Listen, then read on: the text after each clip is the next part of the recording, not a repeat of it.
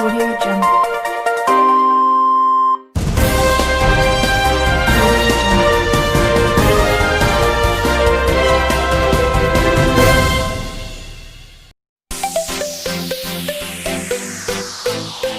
Hi friends, welcome back to F T വ്ളോഗിൻ്റെ ഇന്നത്തെ എപ്പിസോഡിലേക്ക് ഏവർക്കും സ്വാഗതം. ഇന്ന് നമ്മൾ ഇലക്ട്രോ കെമിസ്ട്രി എന്ന് പറയുന്ന ചാപ്റ്ററിൻ്റെ 4ാമത്തെ എപ്പിസോഡിൽ എത്തിയിരിക്കുകയാണ്. കഴിഞ്ഞ 3 എപ്പിസോഡ് നിങ്ങളെല്ലാവരും കണ്ടിട്ടുണ്ടാവുമെന്ന് വിചാരിക്കുകയാണ്.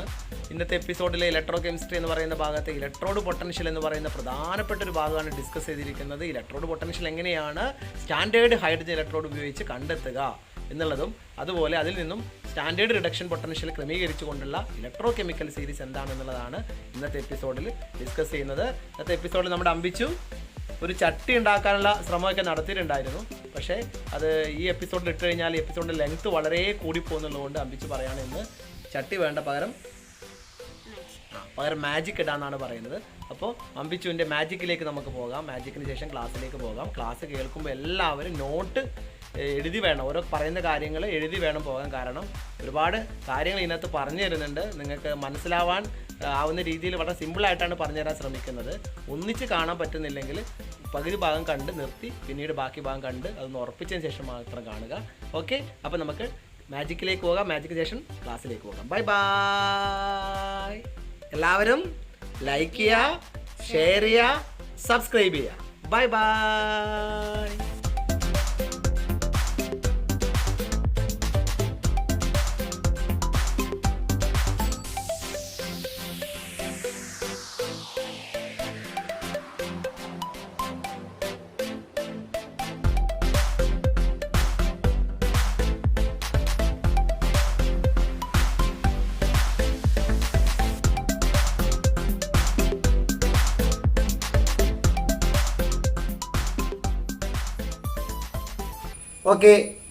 ഓക്കെ ഫ്രണ്ട്സ്, നമ്മൾ ഇന്നത്തെ ക്ലാസ് ആരംഭിക്കുകയാണ്. കഴിഞ്ഞ എപ്പിസോഡിൽ നമ്മൾ പറഞ്ഞുകൊണ്ടിരുന്നത് സ്റ്റാൻഡേർഡ് ഹൈഡ്രജൻ ഇലക്ട്രോഡ് എന്നാൽ എന്ത് എന്നും സ്റ്റാൻഡേർഡ് ഹൈഡ്രജൻ ഇലക്ട്രോഡിനെ റെപ്രസെൻ്റ് ചെയ്യുന്നത് എങ്ങനെയെന്നും ഉള്ളതാണ്. അപ്പോൾ ഇന്നത്തെ എപ്പിസോഡിൽ നമ്മൾ വിശദീകരിക്കാൻ പോകുന്നത് ഈ സ്റ്റാൻഡേർഡ് ഹൈഡ്രജൻ ഇലക്ട്രോഡ് ഉപയോഗിച്ചുകൊണ്ട് വ്യത്യസ്ത ഇലക്ട്രോഡുകളുടെ സ്റ്റാൻഡേർഡ് ഇലക്ട്രോഡ് പൊട്ടൻഷ്യൽ വാല്യൂ എങ്ങനെ കണ്ടുപിടിക്കും എന്നുള്ളതാണ്. അതോടൊപ്പം അങ്ങനെ കണ്ടുപിടിച്ചു കഴിഞ്ഞാൽ നമുക്കൊരു ഇലക്ട്രോ കെമിക്കൽ സീരീസ് കിട്ടും. ആ സീരീസിനെ കുറിച്ചും സമയം അനുവദിക്കുകയാണെങ്കിൽ ഈ എപ്പിസോഡിൽ നമ്മൾ ഡിസ്കസ് ചെയ്യും. അപ്പോൾ അതിന് മുമ്പായിട്ട് നമ്മൾ അറിഞ്ഞിരിക്കേണ്ട ഒരു കാര്യമാണ് റിഡോക്സ് കപ്പിൾ എന്നാൽ എന്ത്, അതെങ്ങനെയാണ് റെപ്രസെൻ്റ് ചെയ്യുന്നത്. റിഡോക്സ് കപ്പിൾ എന്ന് പറഞ്ഞു കഴിഞ്ഞാൽ redox couple is defined as it is A representation of oxidised form and reduced form together that showing A redox reaction. അതായത് ഓക്സിഡൈസ്ഡ് ഫോമും റെഡ്യൂസ്ഡ് ഫോമും ഒന്നിച്ച് കാണിക്കുന്ന ഒരു മെത്തേഡാണ് റിഡോക്സ് കപ്പിൾ. ഇത് റെപ്രസെൻ്റ് ചെയ്യുന്നത് എങ്ങനെയെന്ന് വെച്ച് കഴിഞ്ഞാൽ ഓക്സിഡൈസ്ഡ് ഫോം ആദ്യം എഴുതും, അതിന് ശേഷമാണ് റെഡ്യൂസ്ഡ് ഫോം എഴുതുക. ഉദാഹരണത്തിന് Zn2+ ഓക്സിഡൈസ്ഡ് ഫോമാണ്, Zn അതിൻ്റെ റെഡ്യൂസ്ഡ് ഫോമാണ്. ഈ ഓക്സിഡൈസ്ഡ് ഫോമും റെഡ്യൂസ്ഡ് ഫോമും ഒരു സ്ലാഷ് ഇട്ടിട്ട് സെപ്പറേറ്റ് ചെയ്യും. അപ്പോൾ Zn2+ ബാർ സ്ലാഷ് Zn. ഇനി കോപ്പർ 2+ കോപ്പറും ആണെങ്കിൽ copper 2+ bar copper, Mg2+ bar Mg. ഇതൊക്കെ പരിശോധിച്ച് നോക്കുകയാണെങ്കിൽ നമുക്ക് മനസ്സിലാകും ഓക്സിഡൈസ്ഡ് ഫോമാണ് ആദ്യം എഴുതുന്നത്, ഓക്സിഡൈസ് സ്റ്റേറ്റ് കൂടിയതാണ് ആദ്യം എഴുതുന്നത്, ഓക്സിഡേഷൻ സ്റ്റേറ്റ് കുറഞ്ഞതാണ് അല്ലെങ്കിൽ റെഡ്യൂസ്ഡ് സ്റ്റേറ്റ് ആണ് രണ്ടാമത് എഴുതുന്നത്. അപ്പം ഇത് ചേർത്ത് വെച്ചിട്ടാണ് ഇലക്ട്രോഡ് പൊട്ടൻഷ്യൽ പറയുക. അപ്പം ഈ Zn2+ ബാർ Zn, അപ്പം electrode potential of Zn2+ bar Zn എന്നാണ് അർത്ഥമാക്കുന്നത്. ഈ Cu2+ bar Cu electrode potential of copper, Cu2+ bar Cu. അപ്പം അങ്ങനെയാണ് നമ്മൾ എന്ത് ചെയ്യുക, ഇലക്ട്രോഡ് പൊട്ടൻഷ്യൽ റെപ്രസെൻ്റ് ചെയ്യുന്നത്. ഇത് സ്റ്റാൻഡേർഡ് കണ്ടീഷനിലാണെങ്കിൽ നമ്മൾ അതിൻ്റെ മുകളിൽ 0 എന്ന് എഴുതും. അപ്പോൾ ഈ 0 Zn2+ ബാർ Zn, അതായത് standard electrode potential of zinc. ഈ 0 Cu2+ bar Cu standard electrode potential of copper. IUPAC പറഞ്ഞിട്ടുണ്ട് എന്ത്, ഇലക്ട്രോഡ് പൊട്ടൻഷ്യൽ റെപ്രസെൻ്റ് ചെയ്യുന്നത് റിഡക്ഷൻ പൊട്ടൻഷ്യൽ ആവണം. ഓക്സിഡേഷൻ പൊട്ടൻഷ്യലും റിഡക്ഷൻ പൊട്ടൻഷ്യലും ഒരേ സമയം അങ്ങോട്ടും ഇങ്ങോട്ടും പറഞ്ഞുകൊണ്ടിരിക്കുമ്പോൾ അതിലൊരു കൺഫ്യൂഷൻ ഉണ്ടാകുന്നത് കൊണ്ടാണ് IUPAC പറഞ്ഞത് പറയുമ്പോൾ റിഡക്ഷൻ പൊട്ടൻഷ്യൽ മാത്രം പറയുക. അപ്പോൾ E0 Zn2 plus bar Zn എന്ന് പറഞ്ഞു കഴിഞ്ഞാൽ standard reduction potential of zinc എന്നാണ് അർത്ഥമാക്കുന്നത്. E0 Cu2 plus bar Cu എന്ന് പറഞ്ഞാൽ standard reduction potential of copper എന്നാണ് അർത്ഥമാക്കുന്നത്. അതായത് അവിടെ Zn2 പ്ലസ് 2 ഇലക്ട്രോണിനെ സ്വീകരിച്ച് Zn ആയി മാറുന്നു എന്ന് Zn2 പ്ലസ് ബാർ Zn എന്ന് എഴുതുമ്പോൾ മനസ്സിലാവും. അതാണല്ലോ റിഡക്ഷൻ. Cu2 പ്ലസ് 2 ഇലക്ട്രോണിനെ സ്വീകരിച്ച് Cu ആയി മാറുന്നു, Cu2 പ്ലസ് ബാർ Cu, അതാണ് റിഡക്ഷൻ. അപ്പോൾ E0 Cu2 plus bar Cu എന്ന് പറഞ്ഞാൽ സ്റ്റാൻഡേർഡ് റിഡക്ഷൻ പൊട്ടൻഷ്യൽ എന്നാണ് അർത്ഥമാക്കുന്നത് മനസ്സിലാക്കുക. അങ്ങനെ ഒന്നിച്ചെഴുതുന്നതിനെയാണ് എന്ത് വിളിക്കുന്നത്? റിഡോക്സ് കപ്പിൾ എന്ന് വിളിക്കുന്നത്. ഇവിടെ ഓർക്കേണ്ട വേറൊരു കാര്യം, ഓക്സിഡേഷൻ പൊട്ടൻഷ്യലിൻ്റെ നേരെ ഓപ്പോസിറ്റ് സൈനാണ് കൊടുത്തു കഴിഞ്ഞാൽ റിഡക്ഷൻ പൊട്ടൻഷ്യൽ ആവും. അതായത് അതിന് മാഗ്നിറ്റ്യൂഡ് സെയിം ആയിരിക്കും, സൈൻ ഓപ്പോസിറ്റ് ആയിരിക്കും. ആ കാര്യം കൂടി നമ്മൾ ഓർത്ത് വെക്കുക. ഇവിടെ നമ്മൾ അങ്ങനെ ചിന്തിക്കേണ്ട, നമ്മൾ ഇവിടെ റിഡക്ഷൻ പൊട്ടൻഷ്യലെ കുറിച്ച് മാത്രമാണ് ഇനി അങ്ങോട്ട് മുഴുവൻ പറഞ്ഞുകൊണ്ടിരിക്കുന്നത്. Okay, ready.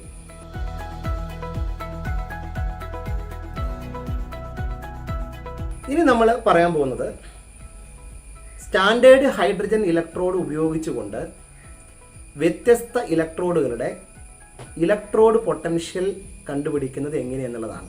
അതായത് ഇവിടെ നമ്മൾ റിഡക്ഷൻ പൊട്ടൻഷ്യൽ മാത്രമാണ് കൈകാര്യം ചെയ്യുന്നത്, അതുകൊണ്ട് നമ്മൾ കണ്ടുപിടിക്കുന്നത് സ്റ്റാൻഡേർഡ് റിഡക്ഷൻ പൊട്ടൻഷ്യൽ ആണെന്ന് ഉറപ്പിക്കുക.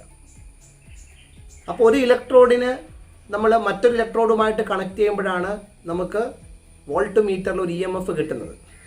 അത് ഒരു ഇലക്ട്രോഡിൻ്റെ മാത്രം EMF അല്ലെങ്കിൽ വോൾട്ടേജ് ആവണമെങ്കിൽ രണ്ടാമത്തെ ഇലക്ട്രോഡ് 0 ആവണം. അങ്ങനെ 0 ആയിട്ട് സ്റ്റാൻഡേർഡ് ഇലക്ട്രോഡ് പൊട്ടൻഷ്യൽ വരുന്ന ഒരാളാണ് സ്റ്റാൻഡേർഡ് ഹൈഡ്രജൻ ഇലക്ട്രോഡ് എന്നാണ് നമ്മൾ കഴിഞ്ഞ ക്ലാസ്സിൽ പറഞ്ഞത്, ഷീ. ഓക്കെ, അപ്പോൾ ഷീ എന്ന് പറയുന്നത് ഉപയോഗിച്ചുകൊണ്ടാണ് നമ്മൾ വ്യത്യസ്ത ഇലക്ട്രോഡുകളുടെ സ്റ്റാൻഡേർഡ് റിഡക്ഷൻ പൊട്ടൻഷ്യൽ കണ്ടുപിടിക്കുന്നത്. അപ്പോൾ ഇവിടെ സ്റ്റാൻഡേർഡ് റിഡക്ഷൻ പൊട്ടൻഷ്യൽ ആവണമെങ്കിൽ നമ്മൾ ആ കണക്ട് ചെയ്യുന്ന ഇലക്ട്രോഡ് സ്റ്റാൻഡേർഡ് കണ്ടീഷനിൽ പ്രിപ്പയർ ചെയ്യണം. അതായത് 1 atm പ്രഷർ ആയിരിക്കണം, 298 കെൽവിൻ ആയിരിക്കണം, അത് ഡിപ്പ് ചെയ്യുന്ന ഇലക്ട്രോലൈറ്റിൻ്റെ കോൺസെൻട്രേഷൻ 1 മോളാർ ആയിരിക്കണം. അങ്ങനെ ഒരു കണ്ടീഷനിൽ സ്റ്റാൻഡേർഡ് ഹൈഡ്രജൻ ഇലക്ട്രോഡുമായിട്ട് നമ്മൾ ഒരു ഇലക്ട്രോഡിനെ കണക്ട് ചെയ്യുകയാണെങ്കിൽ നമുക്ക് അവിടെ കിട്ടുന്നത് എന്തായിരിക്കും? Standard reduction potential of that electrode ആയിരിക്കും.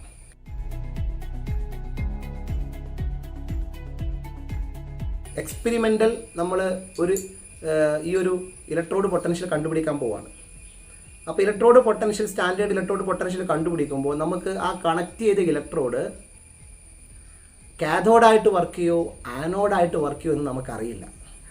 അതുകൊണ്ട് IUPAC പറഞ്ഞിരിക്കുന്നത് നമ്മൾ ഇലക്ട്രോഡ് പൊട്ടൻഷ്യൽ കണ്ടുപിടിക്കാൻ പോകുമ്പോൾ ഷീയെ നമ്മളെപ്പോഴും ആനോഡായിട്ട് എടുക്കുക. അപ്പോൾ ഷീയെ നമ്മൾ ആനോഡായിട്ട് എടുക്കുന്നു, എന്നിട്ട് അതിനെ നമ്മൾ എന്ത് ചെയ്യുന്നു? അതുമായിട്ട് കണ്ടുപിടിക്കേണ്ട ഇലക്ട്രോഡിനെ കണക്ട് ചെയ്യുന്നു. ഉദാഹരണത്തിന് സിങ്കിൻ്റെ ഇലക്ട്രോഡ് പൊട്ടൻഷ്യൽ സ്റ്റാൻഡേർഡ് റിഡക്ഷൻ പൊട്ടൻഷ്യലും കോപ്പറിൻ്റെ സ്റ്റാൻഡേർഡ് റിഡക്ഷൻ പൊട്ടൻഷ്യലും നമുക്ക് കണ്ടുപിടിക്കണം.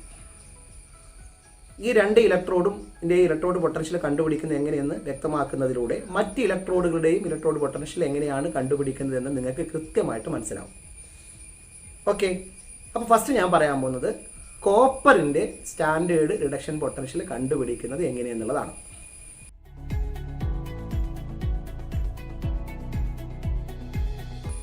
അപ്പോൾ നമ്മളിവിടെ എടുക്കേണ്ടത് ആനോഡായിട്ട് സ്റ്റാൻഡേർഡ് ഹൈഡ്രജൻ ഇലക്ട്രോഡ് എടുത്തു. എന്നിട്ട് അതിനെ ഒരു സ്വിച്ചിലൂടെ ഒരു വോൾട്ട് മീറ്ററിലൂടെ കോപ്പർ ഇലക്ട്രോഡിനായിട്ട് കണക്ട് ചെയ്തു. അവിടെ കോപ്പർ ഇലക്ട്രോഡ് 1 മോളാർ കോപ്പർ സൾഫേറ്റിലേക്ക് താഴ്ത്തി വെച്ചിട്ടുണ്ട് സ്റ്റാൻഡേർഡ് കണ്ടീഷനിൽ. ഈ ഒരു കണക്ഷൻ ഒരു സാൾട്ട് ബ്രിഡ്ജിലൂടെയൊക്കെ നമ്മൾ സെറ്റ് ചെയ്ത് കഴിഞ്ഞാൽ 2 കാര്യങ്ങളാണ് മനസ്സിലാക്കേണ്ടത്. ഒന്ന്, അവിടെ കിട്ടുന്ന EMF എന്ന് പറയുന്നത് വോൾട്ട് മീറ്ററിൽ കാണിക്കുന്ന റീഡിങ് 0.34 വോൾട്ടാണ്. അത് പ്ലസ് 0.34 വോൾട്ട് എന്ന് നമുക്ക് കരുതാം. രണ്ടാമത്തെ കാര്യം, കുറച്ച് സമയം കഴിഞ്ഞ് കഴിഞ്ഞാൽ ഈ കോപ്പറിൻ്റെ തിക്നെസ് വർദ്ധിച്ചതായിട്ട് കാണാം. അപ്പോൾ കോപ്പറിൻ്റെ തിക്നെസ് വർദ്ധിക്കാനുള്ള കാരണം അവിടെ കോപ്പർ പോയിട്ട് ഡിപ്പോസിറ്റ് ചെയ്യുന്നതാണെന്ന് മനസ്സിലായി. അതായത് കോപ്പർ സൾഫേറ്റ് ലായനിക്കകത്തുള്ള കോപ്പർ അയോൺ 2 ഇലക്ട്രോണിനെ സ്വീകരിച്ച് കോപ്പറായി മാറിയിട്ടാണ് ആ ഇലക്ട്രോഡിൽ പോയിട്ട് ഡിപ്പോസിറ്റ് ചെയ്യുന്നത് അല്ലേ? അപ്പോൾ 2 ഇലക്ട്രോൺ എവിടെ നിന്ന് കിട്ടി?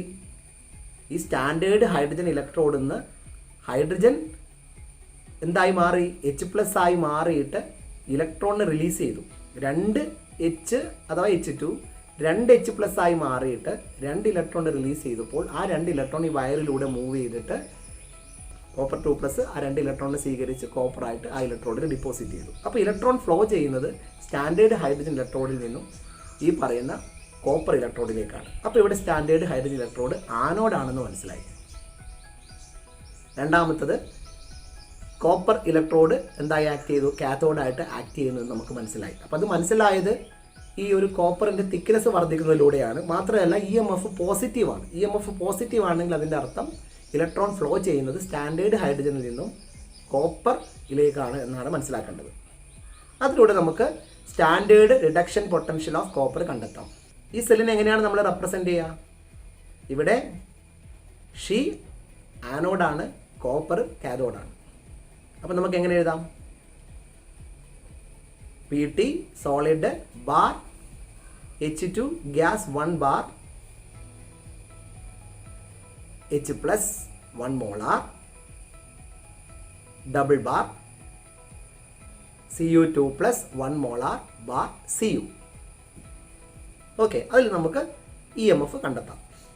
എന്താ ഫോർമുല? EMF ഈസ് ഈക്വൽ ടു ഈ cathode E0 cathode minus E0 anode.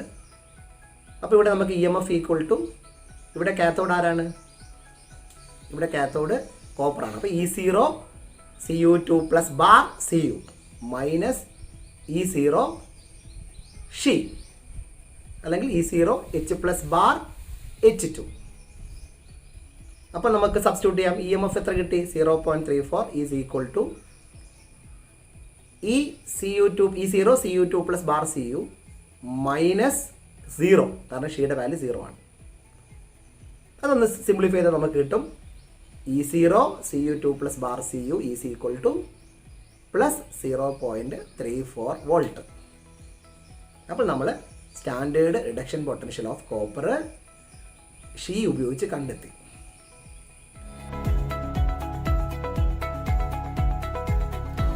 ഇനി രണ്ടാമതായിട്ട് സിങ്ക് ഇതുമായിട്ട് കണക്ട് ചെയ്തിട്ട് നമ്മൾ കണ്ടെത്താൻ പോവാണ്. അതിനുവേണ്ടി നമ്മൾ വീണ്ടും ഷീ ആനോഡായിട്ട് തന്നെ എടുത്തു. എന്നിട്ട് സിങ്ക് സൾഫേറ്റ് 1 മോളാർ ലായനിയിൽ സ്റ്റാൻഡേർഡ് കണ്ടീഷൻ എടുത്തിട്ട് ഈ ഷീയുമായിട്ട് നമ്മൾ കണക്ട് ചെയ്തു. വോൾട്ട് മീറ്ററും സ്വിച്ചും അതുപോലെ സാൾട്ട് ബ്രിഡ്ജൊക്കെ വെച്ചു. അപ്പോൾ EMF വോൾട്ട് മീറ്റർ റീഡിങ് നോക്കിയപ്പോൾ -0.76 വോൾട്ടാണ് കിട്ടിയത്. നെഗറ്റീവ് വാല്യൂ കൂടി കിട്ടുന്ന വോൾട്ട് മീറ്റർ നമ്മൾ നോക്കിക്കഴിഞ്ഞാൽ നമുക്ക് കൃത്യമായിട്ട് -0.76 വോൾട്ട് എന്ന് കാണാം. അതുമായി ബന്ധപ്പെട്ടൊരു വീഡിയോ ഞാനിതിൻ്റെ ലാസ്റ്റ് ഭാഗത്തിടാം. അപ്പോൾ -0.76 വോൾട്ട് കിട്ടി. മാത്രമല്ല കുറച്ച് സമയം കഴിഞ്ഞ് കഴിഞ്ഞാൽ സിങ്കിൻ്റെ തിക്നെസ് കുറയുന്നതായിട്ട് കണ്ടു. അപ്പോൾ സിങ്കിൻ്റെ തിക്നെസ് കുറയാൻ കാരണം സിങ്ക് അവിടെ നഷ്ടപ്പെടുന്നുണ്ട്. സിങ്ക് Zn2+ ആയി മാറി സൊല്യൂഷനകത്തേക്ക് പോകുന്നു. അതുകൊണ്ടാണ് സിങ്കിൻ്റെ തിക്നെസ് കുറഞ്ഞു വരുന്നത്. ആ 2 ഇലക്ട്രോൺ വയറിലൂടെ പ്രവഹിച്ച് ഷീയിലെത്തുന്നു. അപ്പോൾ ഷീയിൽ HCl സൊല്യൂഷനാണ് 1 മോളാർ ഉള്ളത്. അപ്പോൾ വരുന്ന ഇലക്ട്രോണിന് H+ സ്വീകരിച്ച് ഹൈഡ്രജൻ ഗ്യാസായി മാറിയിട്ട് ആ ബബിൾ ചെയ്യുന്ന ഹൈഡ്രജൻ ഗ്യാസിൻ്റെ കൂടെ ഇതും അങ്ങോട്ട് പുറത്തേക്ക് എസ്കേപ്പ് ചെയ്യും. അപ്പോൾ ഇവിടെ നിങ്ങൾ മനസ്സിലാക്കിയത് ഇലക്ട്രോൺ ഫ്ലോ ചെയ്യുന്നത് ഇവിടെ നിന്ന് എങ്ങോട്ടാണ്? സിങ്കിൽ നിന്നും ആണ്. അതുകൊണ്ടാണ് സിങ്ക് മെലിഞ്ഞു പോകുന്നത്. അപ്പോൾ ഈ സിങ്കിൽ നിന്നും ഇലക്ട്രോൺ ഫ്ലോ ചെയ്യുന്നു മനസ്സിലായി. അത് 2 രീതിയിലാണ് മനസ്സിലായത്. ഒന്ന്, സിങ്കിൻ്റെ തിക്നെസ് കുറയുന്നു. 2, EMF നെഗറ്റീവാണ്. ഈ നെഗറ്റീവ് എന്ന് പറയുന്ന സൈൻ സൂചിപ്പിക്കുന്നത് ഇലക്ട്രോൺ ഫ്ലോയെ സൂചിപ്പിക്കാൻ വേണ്ടിയിട്ടാണ്. അതായത് നമ്മൾ പ്രതീക്ഷിക്കുന്നതിന് ഓപ്പോസിറ്റ് ആയിട്ടാണ് ഇവിടെ റിയാക്ഷൻ നടക്കുന്നത്. ഷീ അവിടെ ആനോഡായിട്ടല്ല ആക്ട് ചെയ്യുന്നത്, ഷീ അവിടെ കാഥോഡായിട്ടാണ് ആക്ട് ചെയ്യുന്നത്. നെഗറ്റീവായിട്ട് ഓപ്പോസിറ്റ് ആയിട്ടാണ് കാണിക്കുന്നത്. അപ്പോൾ സിങ്ക് മെലിയുന്നത് കൊണ്ട് സിങ്ക് ആനോഡാണെന്ന് മനസ്സിലായി, ഷീ കാഥോഡാണെന്ന് മനസ്സിലായി. അങ്ങനെയാണെങ്കിൽ നമ്മൾ ഇതിനെ എങ്ങനെയാണ് റെപ്രസെൻ്റ് ചെയ്യുക? ആദ്യം നമ്മൾ റെപ്രസെൻറ്റേഷൻ ടെക്നിക്ക് പ്രകാരം നമ്മൾ ആദ്യം എന്ത് ചെയ്യണം? എഴുതുമ്പോൾ സിങ്കിനെ ആദ്യം എഴുതണം, പിന്നെ ഷീയെ രണ്ടാമതായിട്ട് എഴുതണം. റെപ്രസെൻറ്റേഷനിൽ നമ്മൾ അങ്ങനെയാണ് എഴുതേണ്ടത്. എക്സ്പെരിമെൻ്റൽ സെറ്റപ്പിൽ നമുക്കൊന്നും അറിയാത്തതുകൊണ്ട് നമ്മൾ ഷീയെ ആനോഡാക്കി എടുക്കുന്നു, സിങ്കിനെ നമ്മൾ കാഥോഡാക്കി എടുക്കുന്നത്. പക്ഷേ എക്സ്ക്ലൂഡ് ചെയ്തപ്പോഴാണ് EMF നെഗറ്റീവായിട്ട് കണ്ടതും സിങ്ക് തിന്നായിട്ട് വരുന്നത് കണ്ടത്. അതിൽ നിന്ന് നമ്മൾ മനസ്സിലാക്കേണ്ടത് എന്താണ്, ഇവിടെ സിങ്ക് ആനോഡായിട്ടാണ് വർക്ക് ചെയ്യുന്നത്. നമ്മൾ വിചാരിച്ച പോലെയല്ല, ഓപ്പോസിറ്റ് ആയിട്ടാണ്. പിന്നെ ഷീ കാഥോഡാണ്. ഓക്കെ, അപ്പോൾ റെപ്രസെൻറ്റേഷൻ എന്താണ്? Zn solid bar Zn2 plus 1 molar. Salt bridge 2 വര വരച്ചു. അപ്പുറത്ത് H plus 1 molar bar H2 gas 1 bar bar PT solid. Okay, yes. അങ്ങനെയാണെങ്കിൽ ഇവിടെ EMF നമുക്ക് കണ്ടെത്താം. EMF equal to E0 cathode minus E0 anode. എത്രയാണ് EMF? പ്ലസ് 0.76. മൈനസ് എടുക്കരുത്. Minus ഇത് റിയാക്ഷൻ ഓപ്പോസിറ്റ് ആയിട്ട് നടക്കുന്നതിനുള്ള ഇൻഡിക്കേഷൻ മാത്രമാണ്, നെഗറ്റീവ് എന്നുള്ള സൈൻ. ഓക്കെ, ഇലക്ട്രോൺ ഫ്ലോ ചെയ്യുന്നത് സിങ്കിൽ നിന്ന് ഷീയിലേക്കാണെന്ന് മനസ്സിലാക്കാനുള്ള ഇൻഡിക്കേഷൻ മാത്രമായിട്ട് നമ്മൾ മൈനസ് ചാർജിനെ കാണാൻ പാടുള്ളൂ. അപ്പോൾ ഇവിടെ പ്ലസ് 0.76 തന്നെ എടുക്കുക. Plus 0.76 equal to E0 cathode minus E0 anode. അപ്പോൾ E0 ഷീ അല്ലേ, E0 H plus bar H2 minus E0 Zn2 plus bar Zn. ഇപ്പോൾ 0.76 equal to 0 minus E0 Zn2 plus bar Zn എന്ന് വരും. അപ്പോൾ minus E0 Zn2 plus bar Zn is equal to 0.76 വിളിക്കും കിട്ടും. അപ്പോൾ E0 Zn2 plus bar Zn is equal to minus 0.76 എന്ന് നമുക്ക് കിട്ടും. അങ്ങനെ നമ്മൾ electrode potential of reduction potential of standard reduction potential of zinc നമ്മൾ കണ്ടെത്തി. Clear? That is minus 0.76 volt. ആദ്യം നമുക്ക് standard reduction potential of copper കിട്ടി, അത് പ്ലസ് 0.34 വോൾട്ട് ആണ്. ഇപ്പോൾ നമുക്ക് standard reduction potential of zinc കിട്ടി, അത് മൈനസ് 0.76 വോൾട്ട് ആണ്. ഓക്കെ, നമുക്ക് സ്റ്റാൻഡേർഡ് ഹൈഡ്രജൻ ഇലക്ട്രോഡിൻ്റെ പൊട്ടൻഷ്യൽ അറിയാം, അത് 0 വോൾട്ട് ആണ്. അപ്പോൾ നമ്മൾ 2 അൺനോൺ ആയ ഇലക്ട്രോഡുകളുടെ standard reduction potential value SHE ഉപയോഗിച്ച് നമ്മൾ കണ്ടെത്തി. ഇനി ഇങ്ങനെ നമുക്ക് വ്യത്യസ്തമായ ഇലക്ട്രോഡുകളുടെ എന്ത് കണ്ടുപിടിക്കാം? ഇലക്ട്രോഡ് പൊട്ടൻഷ്യൽ കണ്ടെത്താം. അങ്ങനെ ഓരോ ഇലക്ട്രോഡിൻ്റെയും അതിൻ്റെ സ്റ്റാൻഡേർഡ് കണ്ടീഷനിൽ 1 മോളാർ ആയിട്ടുള്ള അയോൺസ് പ്രൊഡ്യൂസ് ചെയ്യുന്ന ഇലക്ട്രോലൈറ്റിനകത്തേക്ക് ഡിപ്പ് ചെയ്തിട്ട് ഈ സ്റ്റാൻഡേർഡ് ഹൈഡ്രജൻ ഇലക്ട്രോഡുമായി കണക്ട് ചെയ്ത് കഴിഞ്ഞാൽ ഒരുപാട് ഇലക്ട്രോഡിൻ്റെ ഇലക്ട്രോഡ് പൊട്ടൻഷ്യൽ കിട്ടും. ലിഥിയത്തിൻ്റെ കിട്ടും, പൊട്ടാസ്യത്തിൻ്റെ കിട്ടും, കാൽഷ്യത്തിൻ്റെ കിട്ടും, സോഡിയത്തിൻ്റെ കിട്ടും, മഗ്നീഷ്യത്തിൻ്റെ കിട്ടും, അലൂമിനിയത്തിൻ്റെ കിട്ടും, അയണിൻ്റെ കിട്ടും, നിക്കലിൻ്റെ കിട്ടും, ടിന്നിൻ്റെ കിട്ടും, ഹൈഡ്രജൻ്റെ കിട്ടും, കോപ്പറിൻ്റെ കിട്ടും, സിൽവറിൻ്റെ കിട്ടും, ഗോൾഡിൻ്റെ കിട്ടും, അതുപോലെ ഫ്ലൂറിൻ്റെ കിട്ടും, എല്ലാവരുടെയും കിട്ടും. എത്ര ഇലക്ട്രോഡുകൾ, എത്ര നമുക്ക് സാധ്യമായ ഇലക്ട്രോഡുകളൊക്കെ നമ്മൾ ഷീയുമായിട്ട് കണക്ട് ചെയ്താൽ നമുക്ക് ഇലക്ട്രോഡ് പൊട്ടൻഷ്യൽ കിട്ടും. കിട്ടുന്ന electrode potential standard reduction potential ആണ് എന്ന് നിങ്ങൾ ഓർക്കുക. ഓക്കെ,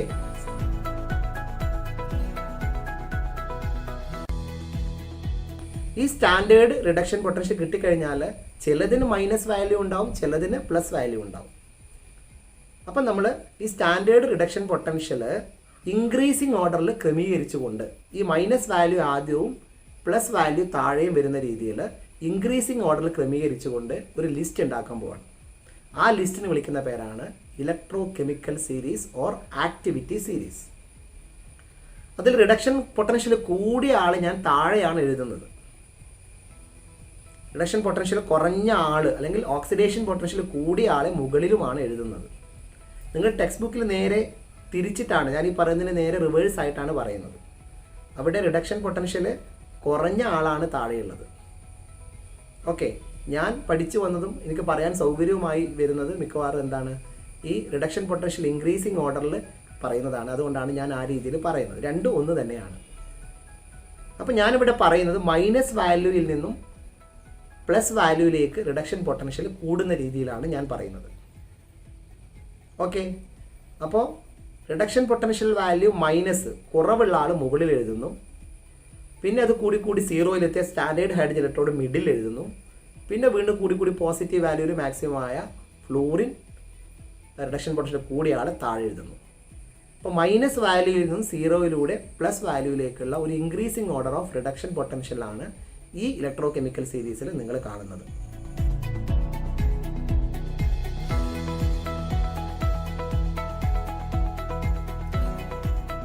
ഇതിൽ ലിഥിയം ആണ് ഏറ്റവും കുറവുള്ളത്. അപ്പോൾ അതിനെ നമ്മൾ റെപ്രസെൻ്റ് ചെയ്യുന്നത് Li++E- റിഡക്ഷൻ ആണല്ലോ. അപ്പോൾ Li++E- ഗിവ്സ് Li. അതിൻ്റെ വാല്യൂ -3.05. അതുപോലെ പൊട്ടാസ്യം K++E- -2.93. അങ്ങനെ calcium, sodium, magnesium, aluminium, zinc, iron, nickel, tin, lead, hydrogen. Hydrogen value എന്തായി? ആ നെഗറ്റീവ് വാല്യൂ കൂടി എന്തായി മാറി? 0യിലേക്ക് എത്തി. ഇനി നമ്മൾ പോസിറ്റീവ് വാല്യൂയിലേക്കാണ് പോകുന്നത്. Copper 0.34 volt, silver 0.80 volt, gold 1.40 volt. Gold കഴിഞ്ഞാൽ ഏറ്റവും ഒടുവിലായിട്ട് ഫ്ലൂറിൻ. അപ്പോൾ ഫ്ലൂറിന് 2.87 റിഡക്ഷൻ പൊട്ടൻഷ്യൽ വാല്യൂ ഏറ്റവും കൂടുതൽ. ഇതിൻ്റെ ഇടയിൽ കുറേ ഇലക്ട്രോഡുകളുണ്ട്. ഏറ്റവും പ്രധാനപ്പെട്ട ചില ഇലക്ട്രോഡുകൾ എക്സാമിന് ചോദിക്കുന്ന ടെക്സ്റ്റ് ബുക്കിൽ പറഞ്ഞിരിക്കുന്ന മറ്റ് ചോദ്യങ്ങളൊക്കെ നോക്കിയിട്ട് അതിലൊക്കെ വരുന്ന ഇലക്ട്രോഡുകൾ അതിൻ്റെ വാല്യൂസൊക്കെ ഒന്ന് അറിയുക എന്നുള്ളൊരു അർത്ഥത്തിൽ അത് മാത്രം ഉൾപ്പെടുത്തിക്കൊണ്ടാണ് ഞാൻ ഈ സീരീസ് ഇവിടെ എഴുതുന്നത്.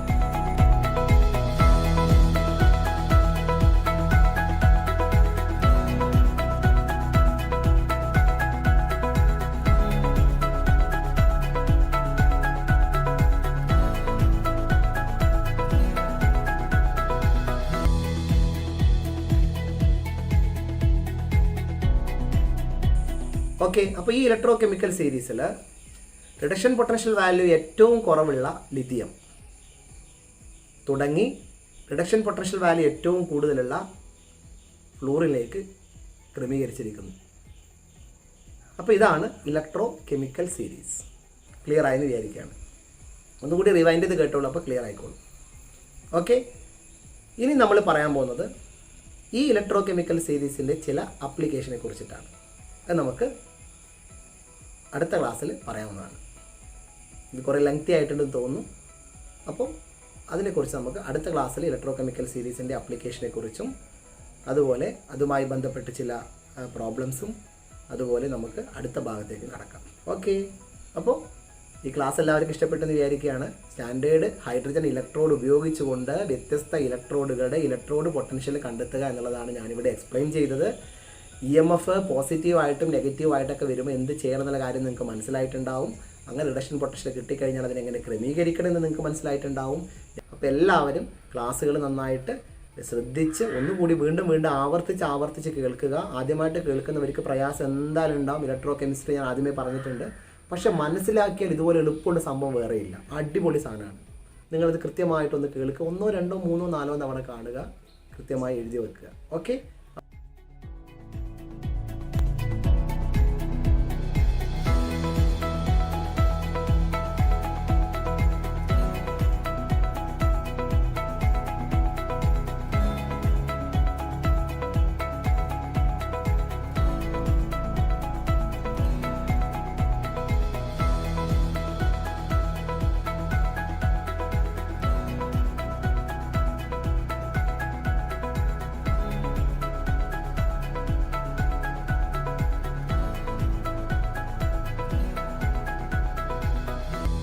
അപ്പോൾ നമുക്ക് ഇതിൻ്റെ അടുത്ത ക്ലാസ്സുമായിട്ട് അടുത്ത ദിവസം കാണാം. Okay, by.